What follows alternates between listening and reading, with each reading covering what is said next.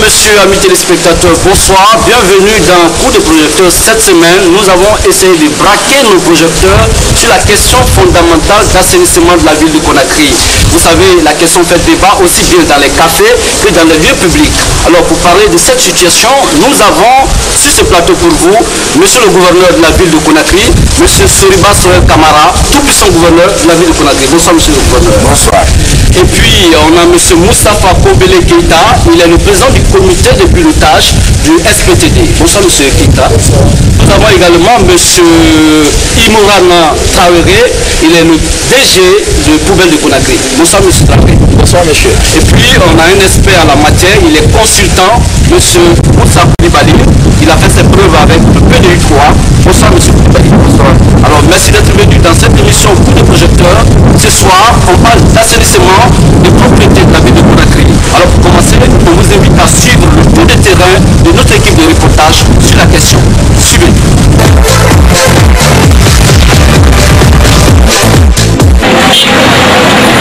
Jadis appelée perle de l'Afrique de l'Ouest de par sa position en bordure des côtes et le paysage que lui offre la verdure des mangroves, la capitale guinéenne est aujourd'hui confrontée à une véritable crise de gestion des ordures solides. Pour s'attaquer à cette situation, le gouvernement a débloqué pour la période d'avril-mai 7,5 milliards de francs guinéens. Malgré cette détermination des autorités à investir dans le secteur, les résultats sont insatisfaisants.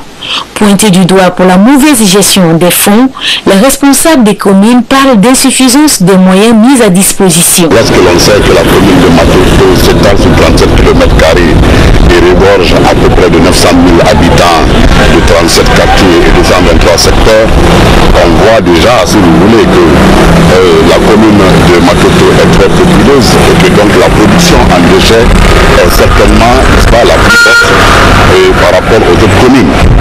Et même si on imagine, n'est-ce pas, que chaque habitant produise 500 grammes d'ordures par jour, et quand on multiplie par 900 000, vous voyez justement que ça fera un minimum de 500 tonnes à transférer tous les jours. Et les moyens qui sont dévolus à la commune ne permettent pas de le faire, et non moins aussi, ni moins ceux du SPTD. Pour les PME, la gestion des ordures patine parce qu'elles sont écartées du chemin directeur mis en place par le gouvernorat. Je pense qu'aux frais de l'État guinéen, la Banque mondiale a eu à faire une certaine prouesse pour former des Guinéens au mécanisme de l'assainissement. Ces Guinéens ont été formés, qui ont fait des PME qui ont été agréés par l'État guinéen. Ces PME sont les instruments les mieux indiqués pour nettoyer la cité. Comment? Quand la PME a ses abonnés, c'est-à-dire les ménages abonnés, la PME a l'obligation juridique de nettoyer chez ses abonnés. Quand la PME fait la collecte à partir des foyers, la PME doit forcément avoir un point qu'on appelle communément le point de regroupement. Voici le grand problème aujourd'hui. Au dire des spécialistes, pour réussir le combat contre les ordures à Conakry, l'implication de tous est plus qu'une urgence. La chaîne de gestion doit responsabiliser aussi bien les ménages, les PME et les autorités locales à tous les niveaux. Ainsi, de l'abonnement des ménages aux PME à la décharge en passant par la collecte dans les foyers et les dépotoirs locaux, les responsabilités des uns et des autres seront situées.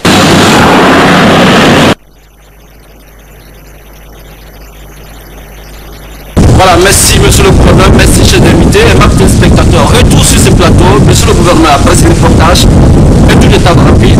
Quel est le constat que vous faites de la situation d'assainissement d'insalubrité à Conakry? Le constat que je fais de l'assainissement de la ville de Conakry, c'est que, qu'on le dise ou qu'on le fasse, Conakry produit au lieu de 2000 tonnes prévues par des aléas de calcul, des nouvelles statistiques de recensement national données par le ministère du Plan, et produisant 1 622 000 habitants avec un ratio de 10 kg d'ordure par minima produit par habitant, que l'ordure soit plastique, solide, organique ou liquide. Conakry produit 8 000 tonnes d'ordure par jour. Le constat est que tout est mis en œuvre pour ramasser, mais à l'instant T, zéro de ramassage, à l'instant T, Conakry se salit.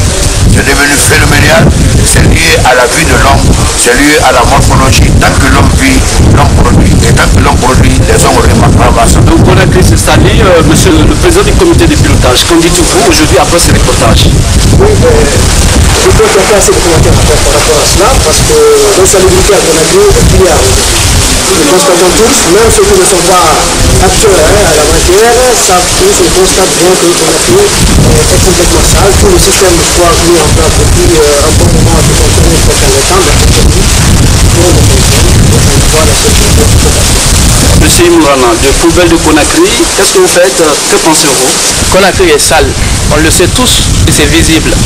Donc on est là ce soir pour trouver la solution. Et j'espère qu'au fil du débat, on va essayer ensemble de trouver des pistes de solution face à ce problème que nous connaissons tous. Monsieur Koulibaly, vous qui avez fait avec le produit 3 bon chemin et les résultats étaient concluants, aujourd'hui, qu'est-ce que vous pensez de l'état que vous avez fait à Conakry? L'état d'instabilité de la ville de Conakry est très alarmant. Ça appelle la conscience de tout le monde. C'est devenu une situation dramatique. Il serait bon qu'ensemble aujourd'hui, on évoque des solutions afin que cette instabilité retrouve notre direction. Monsieur le gouverneur, donc pour rentrer dans le vif du sujet, vous qui avez aujourd'hui la double charge de gérer toute cette situation, aujourd'hui, quel est le schéma que vous avez mis en place pour assainir la ville de Conakry? Parce que ça ne marche pas. Je commencerai par informer l'ensemble de l'opinion que l'assainissement est une problématique. C'est un programme de société sur un plan institutionnel. Il faut informer que l'assainissement ou autres sécurités ou autres cadres de vie sont bien structurés. Le ministre est représenté, représente le chef de l'État dans l'administration du territoire et la décentralisation. Le gouverneur, représentant du chef de l'État, est aussi représentant de son ministre et l'ensemble des ministres de terrain. Donc le gouverneur coordonne l'ensemble des activités dans sa vision. Les maires, qui sont les acteurs sur le terrain, sur le plan de la décentralisation, sont chargés en rapport avec les quartiers et en rapport avec tout le système mécanique organisé de piloter l'assainissement à la base. Les PME, tels que poubelles et autres, par endroits sont chargés de certains marchés, mais en plus de l'assainissement liquide, autrement dit avec les nouveaux véhicules qui ont été obtenus, les hydrocureurs sont chargés de curer les installations organisées à Kaloum et qui sont venues à Matam. Je pense que l'assainissement est structuré et le débat est ouvert, comme les autres le disent. Comment aboutir? Vous savez que j'ai pris fonction le 24 mars et à ma prise de fonction les 2 premiers mois financés par le gouvernement que j'ai rattrapé ont été un éveil de mobilisation, de choix de toutes les populations parce que tout le monde y était mis, malgré que certains voyaient cela d'un mauvais œil. Mais à partir de là, je crois que le mécanisme continue, les solutions sont posées. Le SPDT, qui jadis était financé par la Banque mondiale, aujourd'hui retourne dans le portefeuille de l'État et budgétisé à partir de la loi des finances. Tout est à regarder pour le bien-être des populations. Donc le SPTD est maintenant autonome, ce n'est plus avec le financement de la Banque mondiale.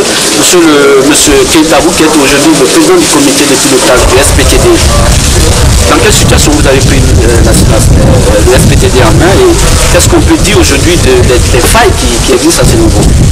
Merci. Ce que je pourrais dire par rapport à cela, c'est que le SPTD est un établissement public à caractère administratif et dont la tutelle est assurée directement par le SPTD. Vous savez, dans le schéma de ramassage des ordures à Conakry, il y a la phase précoce et la phase correcte et la phase transfert. Alors, SPTD intervient à partir de la phase transfert. La phase transfert consiste à quoi? Il y a des points de regroupement. Les PME viennent déposer des ordures ramassées dans des ménages. Et SPTD vient à ce niveau transférer ces ordures de ce point de regroupement à la décharge. Alors, le fait que le problème que connaît SPTD aujourd'hui, c'est un problème technique. Pourquoi? Parce que ce travail de conférence ne se fait pas sans se ranger pour nous. Nous avons des tests chargés, nous avons des tests de temps, nous avons des tests fonctionnels. Parce qu'au niveau des points de regroupement, nous avons ce qu'on appelle des bacs à ordures. Donc, SPTD, avec ces éléments qui nous manquent aujourd'hui, n'arrive pas à assumer correctement son travail. Donc il y a un manque d'équipement au niveau du SPTD. Poubelle de Conakry, comment est-ce que vous voyez la situation et qu'est-ce qui fait que vous ne pouvez pas, dans votre circonscription, faire le travail convenablement? Voilà, merci. Vous savez, Conakry est réparti en zones. En tout, il y a une quarantaine de zones d'intervention. Et dans chaque zone d'intervention, il y a normalement une PME qui intervient.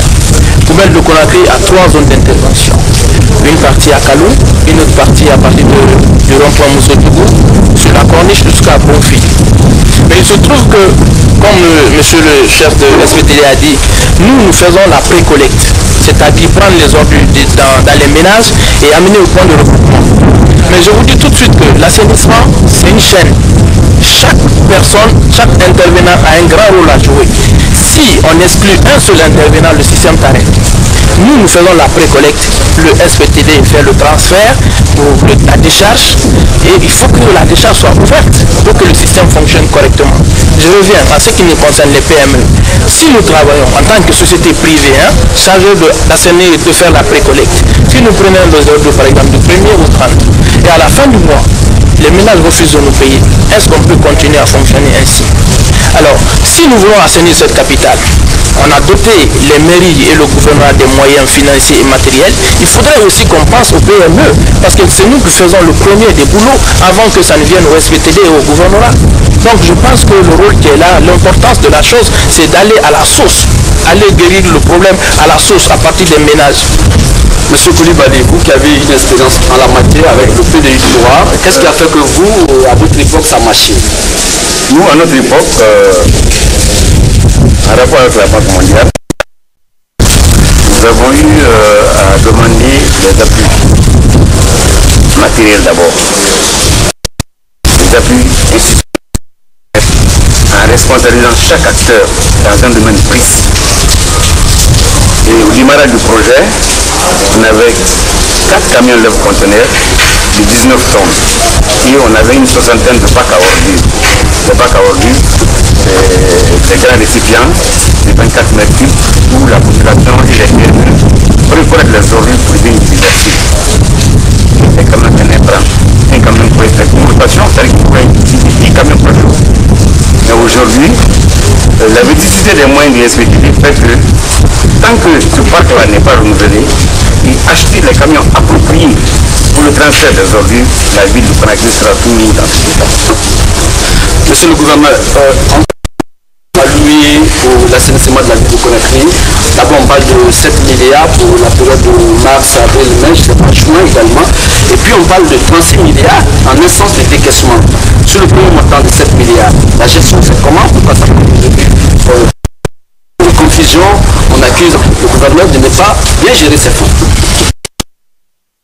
À travers le gouverneur de ne pas bien gérer ses fonds. Je voudrais qu'il sorte du candidatisme. Vous, la presse, vous-même, vous me posez la question. La plupart ne savent pas distinguer le présent, l'indicatif, le subjonctif, l'infinitif, le participatif. Quand on dit on aurait, il dit il a. Je voudrais qu'elle se dessaisisse. Et beaucoup encore sont alimentaires. On suivi le mécanisme. Le jour que ça a été bloqué, ils ont commencé les bombardements.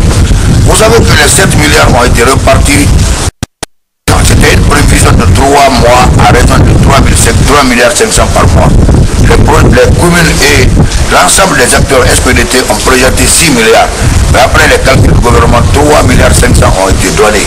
Les 3 milliards 500 publiquement et par point de presse ont été repartis. C'est la première fois qu'un gouverneur procède à la les moyens mis à sa disposition. Il faut saluer cela. Chaque commune a eu sa part. Si le SPDT a eu sa part, le gouvernement dans le volet de déguerpissement, environnement, volet communication. D'ailleurs, si vous vérifiez aussi mais les comptes de mon budget, la presse en a pris au moins 30% dans la communication. Là, il faut le dire. Et cette presse doit être informée. Les fonds là ont été repartis. L'ensemble des presses, j'ai tous les papiers, qu'ils soient les presses publiques ou les presses privées, ils peuvent me témoigner.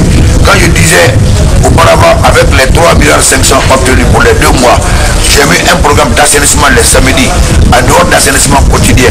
Tout Conakry a chanté victoire, parce que la ville était propre, les moyens étaient là. Mais les moyens là ont été épuisés les 2 premiers mois, à savoir mars, avril. Le mois de juin et juillet ont été pris intégralement par le budget du gouverneur. C'est pourquoi d'ailleurs j'ai eu de la peine même à payer mes travaux. Le gouvernement réfléchit sur le plan stratégique afférent les moyens, la logistique et l'appui à apporter au SPDT pour que cette institution rentre dans la plénitude de ses moyens. Et un problème aussi de civisme. Et plus loin, l'esprit de politisation de cela, quand les gens nettoient, d'autres poussent, payent les jeunes à venir jeter les ordures dans la rue, là où passe l'autorité suprême, là où passent les soutiens. C'est toute une problématique à discuter. En attendant les moyens, on en viendra. D'accord. Monsieur le président du comité de pilotage, la politique mise en place par le gouvernorat, c'est-à-dire en dotant chaque commune des moyens pour assainir, cette politique, qu'en pensez-vous? Bon, vous savez, à ce niveau, il faut qu'on ait un peu d'information. Ce sont des aspects et ils sont censés pouvoir exécuter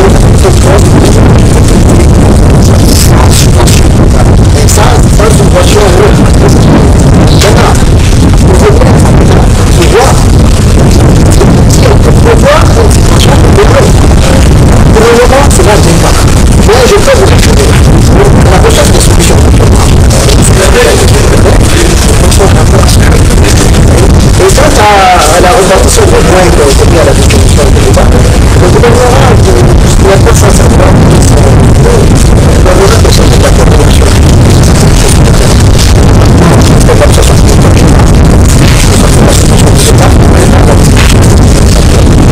Cette politique, parce que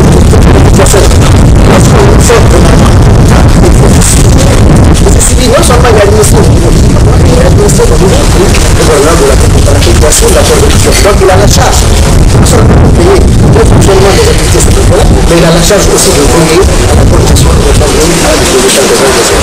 Monsieur Koulibaly, partant de votre expérience, est-ce qu'il faut responsabiliser les communes ou il faut responsabiliser les PME ou il faut responsabiliser la population à la base? Ce que je dis tout de suite là, je dis qu'il faut que les acteurs, il faut les responsabiliser chacun dans un rôle défini. Le gouvernorat coordonne l'ensemble des activités de gestion des déchets sur le terrain. Le SPTD est un service technique. Il est doté des moyens. Le gouvernement doit pouvoir faire le suivi du SPTD. Est-ce que les fonds alloués pour telle activité ont été réalisés? Les communes, l'activité que nous on a eu à confier aux communes à l'époque, c'était le balayage des rues. Et le suivi des activités des PME dans leur commune. Parce que c'est eux qui lancent les appels d'offres, c'est eux qui les recrutent, signent leur contrat, donc ils ont obligation de faire le suivi de leur activité. Est-ce qu'ils travaillent, est-ce qu'ils ne travaillent pas? Donc 7 milliards c'est de l'argent, hein? Ça fait beaucoup d'argent, on va vous parler. S'il y a une bonne stratégie, je crois que moi aujourd'hui, gouverneur de la ville de Conakry, je ne mettrai pas 7 milliards maintenant à la disposition des communes. Je vais essayer d'équiper le SPTD en achetant les camions et les conteneurs. Et parallèlement à ça, faire des opérations d'élimination des points noirs.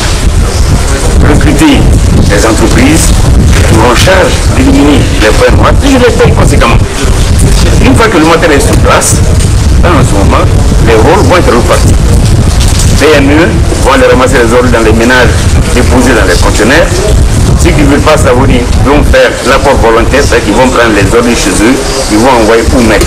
Mais si la population n'a pas où mettre les ordures, ils vont mettre dans les caniveaux. Ils vont mettre sur la chaussée.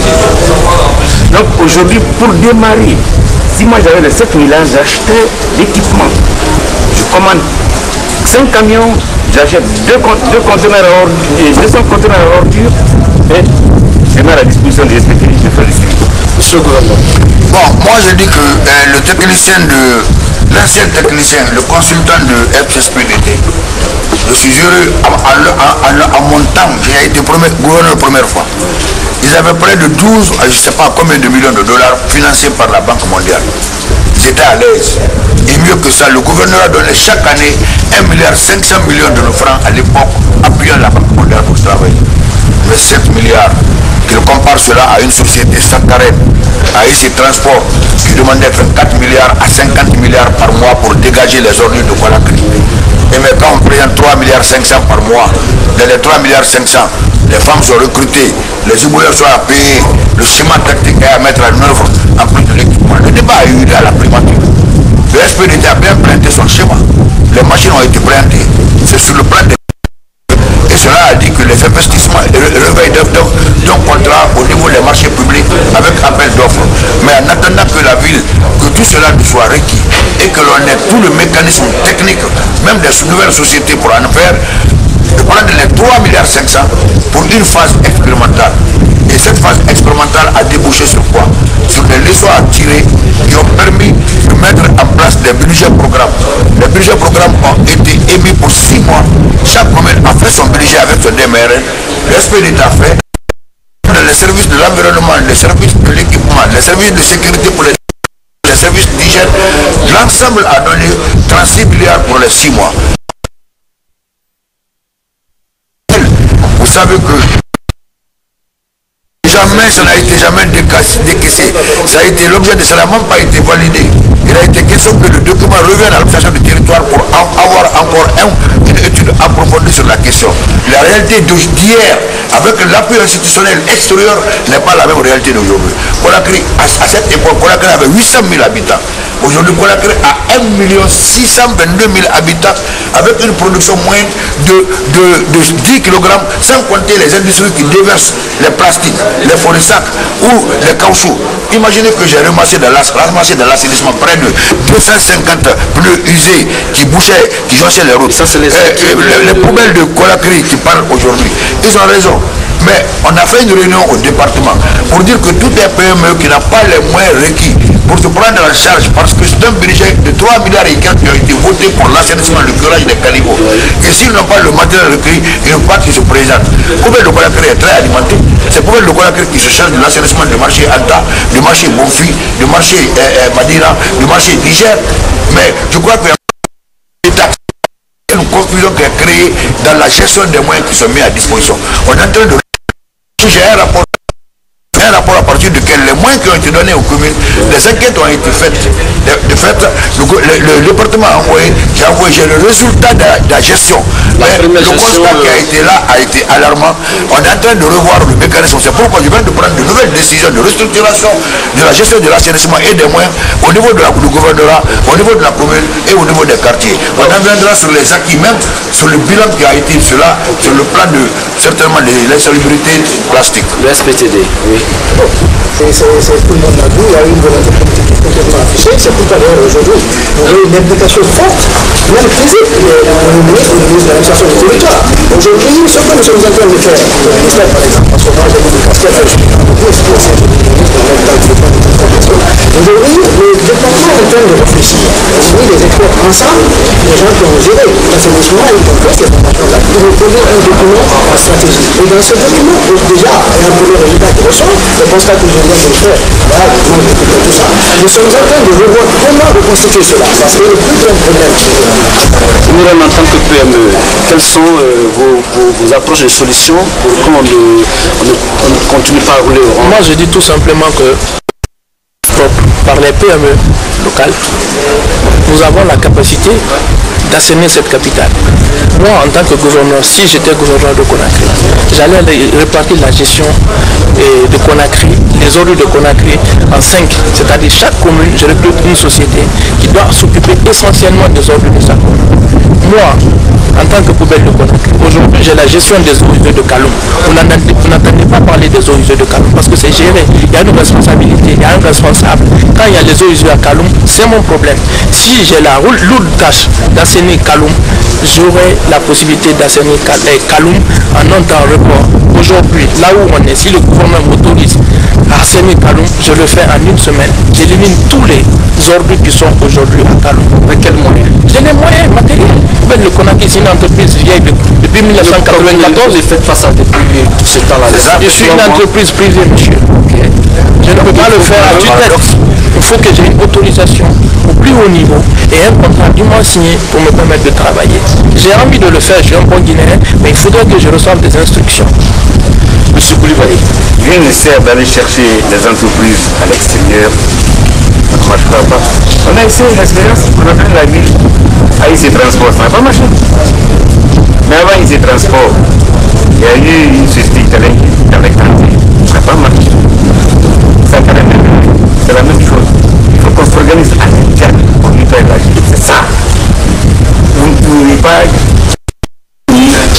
Sénégal, je sais qu'il y a Veolia au Sénégal, mais il n'y a que 2 communes. Le reste de la ville, c'est le terrain qui gère. Il faut organiser les acteurs sur le terrain.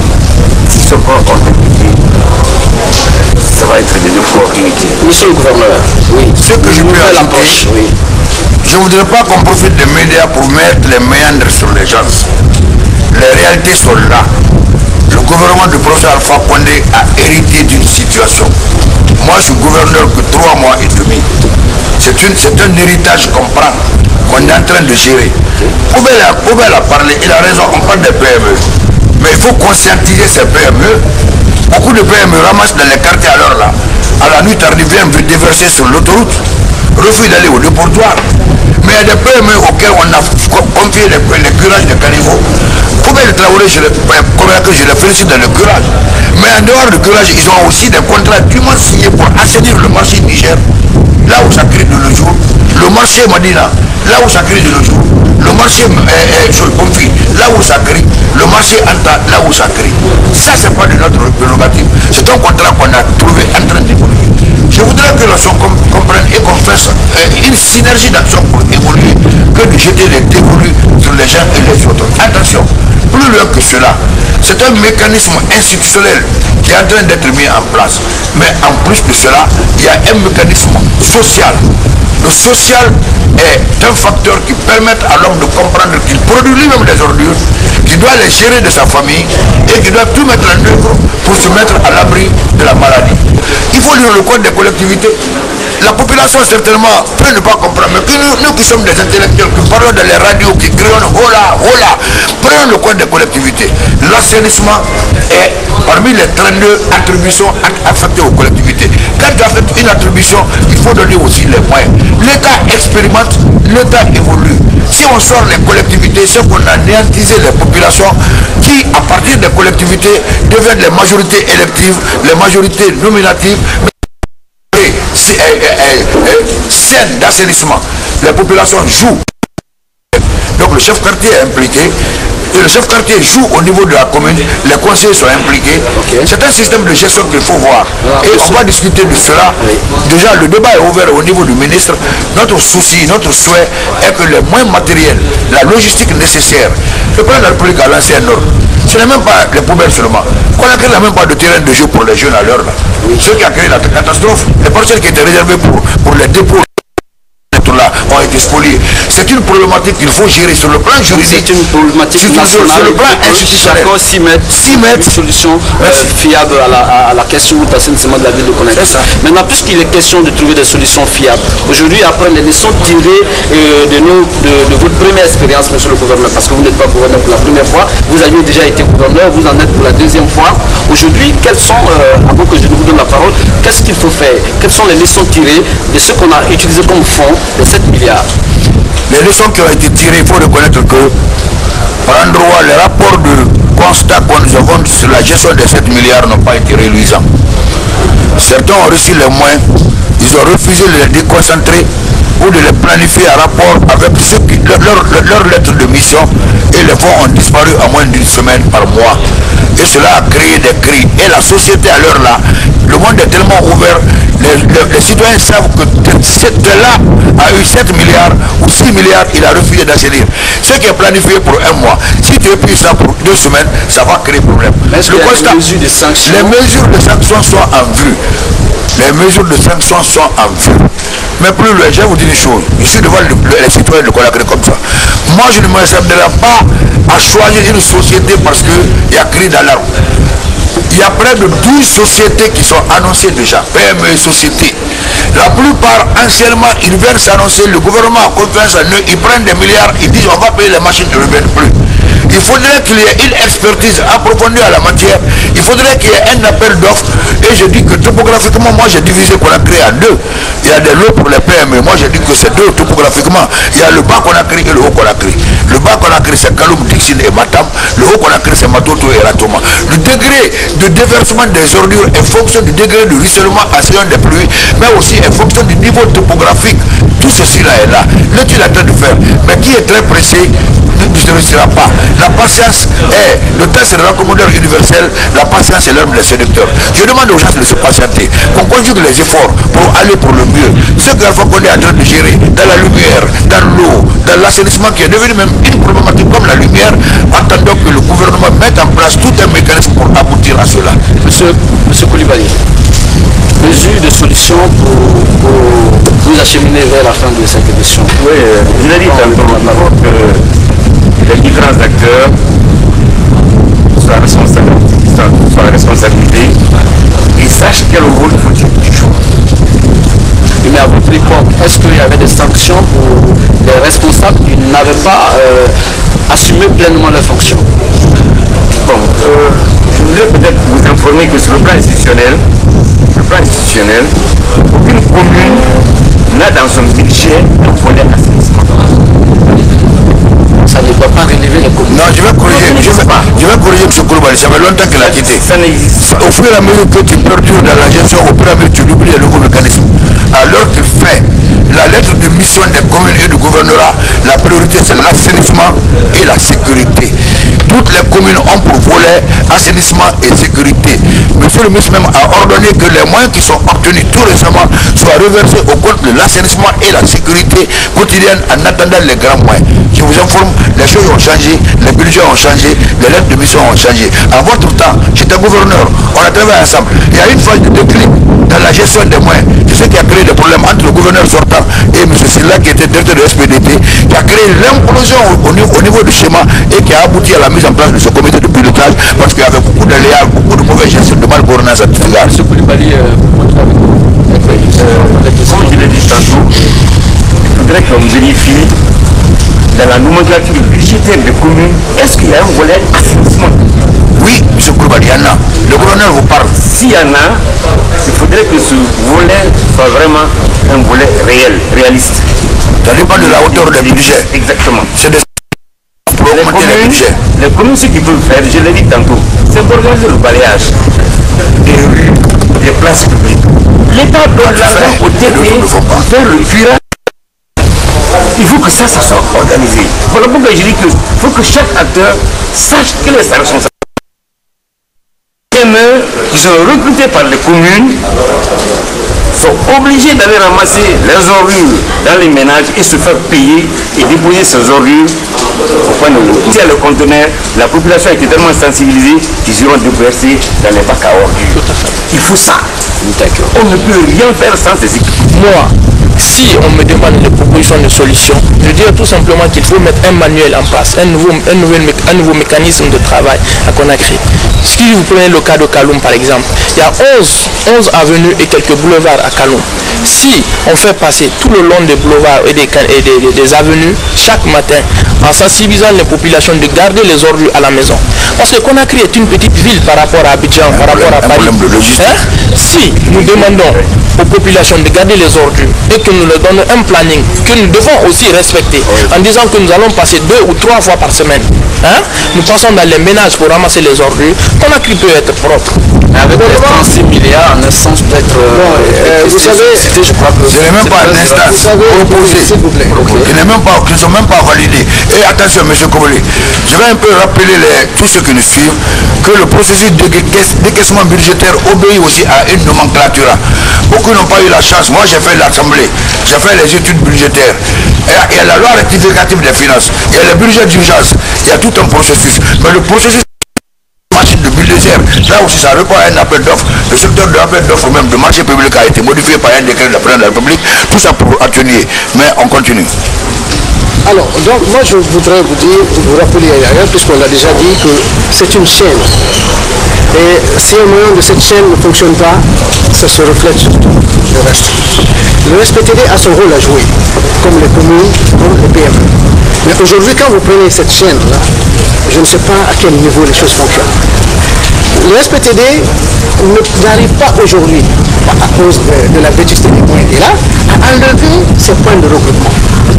ces points de regroupement aménagés, enfin, il n'y en a même pas assez maintenant, il y a que 12 qui fonctionnent, parce qu'il y avait 70 prévus, il y a 75 prévus, il y a 38 qui avaient été aménagés, aujourd'hui il n'y a que 12 qui sont fonctionnels. Et tout le reste des terrains là ont été soit vendus. Mais aujourd'hui, pourquoi ça fonctionne? Nous, au niveau du département par exemple, il y a une commission de réflexion qui est là, qui travaille bien en connivence avec le gouvernement. Tous les constats ont été faits. Les constats, je n'ai pas à revenir dessus, nous l'avons tous vu. Mais les solutions sont proposées. C'est déjà le système qui est mis en place. Nous ne rejetons pas ce système parce qu'il est un bon système. Je vais vous dire ceci. Vous prenez le Burkina par exemple, qui est cité aujourd'hui un exemple en Afrique. Ce pays, ces gens sont venus s'imprégner. Ils sont allés le critiquer chez eux et ils l'ont fait marcher. Mais pourquoi pas nous?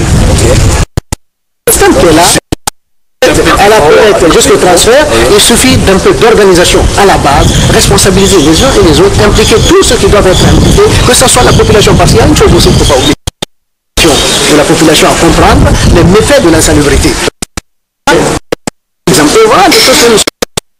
Les PME et de la presse aussi, de la presse bien sûr. Les PME aujourd'hui, nous sommes en train d'élaborer pour définir un peu tout ce qu'il y a à faire avec ces PME qui ont des contrats avec les gens. Donc, quand vous voyez aujourd'hui la chaîne, je vous disais tantôt, vraiment, elle n'est pas fonctionnelle. Mais moi, je suis un peu rassuré, je dirais, je suis confiant, parce qu'aujourd'hui, un travail technique de fond est en train d'être fait pour vraiment trouver une solution qui n'est autre que la consolidation de ce système par l'aménagement des points de regroupement, par la fourniture des équipements qu'il faut, des fonds et des moyens financiers. Mais je voudrais préciser, s'il vous plaît, au niveau même des moyens financiers, par exemple, aujourd'hui, nous sommes en train de travailler sur quand même le principe pollueur-payeur.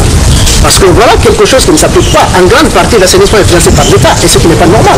Aujourd'hui, nous sommes en train de travailler sur cette question-là, qui a été là depuis un moment sur table. J'ai déjà envoyé une réflexion. La commune doit se prendre même en charge. Justement, la commune doit gérer et impliquer les chefs de quartier pour que l'assainissement soit une réalité. Aujourd'hui, c'est ce qui n'est pas fait. Ce qui est un peu déplorable, c'est qu'aujourd'hui, on accuse, bon, pas accusé directement, mais les maires qui ont reçu des fonds, certains n'ont pas utilisé les fonds pour les... Pour cette question de gestion des fonds, le gouvernement a dit dépêcher une mission. Aller dans ces communes et qui a fait un travail pas plus tard que le jeudi. Nous avons tenu une réunion au ministère du territoire avec tous les maires et le résultat de ce audit a été présenté. Les dispositions qui sont à prendre, et qui a la charge de prendre ces dispositions prendra ce qui c'est ça. Et ce qui va faire si je vois la dernière note de service de monsieur le gouverneur, il attend encore redistribuer la charge. C'est ce que je peux vous dire. On ne peut pas, il y a une chose qu'il faut quand même comprendre. Les collectivités sont responsables de l'assainissement. C'est ça, c'est la loi qui le dit. D'accord? Il revient à l'État de prendre toutes les mesures qu'il faut pour que cette activité puisse être menée correctement. L'assainissement sera suivi. Même l'activité sur le terrain sera suivie par la mise en place des commissions, des gens qui sont en gestation au niveau du département et même le gouverneur qui a pris déjà certaines dispositions pour cela. Mais c'est pour vous dire qu'on ne peut pas, parce qu'il y a eu ces défaillances, retirer la gestion de ces activités-là aux collectivités, mais plutôt veiller à ce que ces défaillances non seulement soient sanctionnées, mais qu'elles ne se répètent plus. Voilà. Monsieur le gouverneur va finir avec vous. Oui, pour finir, je voudrais remercier les uns et les autres, vous les journalistes qui avez initié ce rapprochement d'idées pour avoir la quintessence de la vérité, car la vérité c'est le reflet de la réalité, mais aussi l'ensemble des auditeurs qui nous écoutent. Et je profite pour dire aux populations de Conakry, toute tendance, qu'il soit des politiques, qu'il soit du social, de l'économique, qu'il soit du militaire, qu'il soit de l'administratif, que votre vie dépend de l'harmonie créée au sein de votre ville. Et le gouverneur de la ville de Conakry a la charge de veiller à cela en tant que coordinateur de tout, coordinateur de sécurité près du comité de défense et de sécurité. Et vous savez, alors là, il y a peu de coups de feu car on a ramassé les armes, on a ramassé les pneus usés et on continue à ramasser. Coordinateur de l'assainissement du cadre de vie, coordinateur des marchés, des collectivités en tant que président du comité de défense et de sécurité, coordinateur de l'administration déconcentrée où tous les départements sont représentés en tant que gouverneur de la ville de Conakry. Population de Conakry, nous comprenons vos peines.